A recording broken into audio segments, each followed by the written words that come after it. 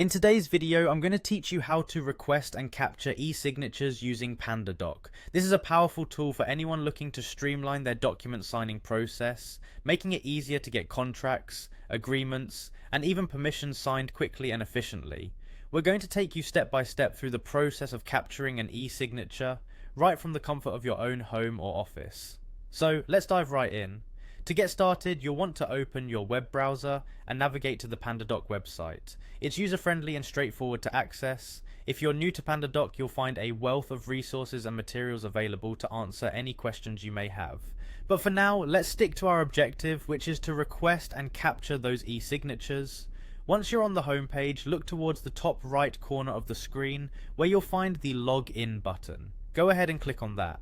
If you don't have an account yet, there's an option to sign up, but for today, we'll assume you've already created an account. Now, as you proceed to log in, Pandadoc offers various authentication methods. For the purposes of our demonstration, we'll select Google to log in using our Google account.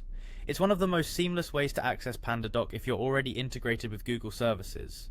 After clicking Google, you'll be prompted to select the appropriate Google account if you have multiple accounts. Choose the one linked to your Pandadoc profile. This is a straightforward process, especially if you've saved your login credentials in the browser. Once you've successfully logged in, you'll be redirected to your Pandadoc dashboard, an organized hub where all your current, drafted and completed documents reside. From here, you can select the document that you wish to send for signature.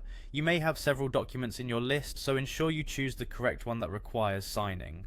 After selecting the document, it's time to insert the signature fields. This is where the magic of Pandadoc really shines, offering a simple drag and drop feature.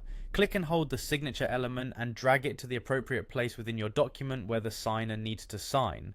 Once all the elements are in place, you can send the document off to your recipient for signing. Pandadoc will handle the sending process, tracking and even sending reminders if the signer has yet to complete the process.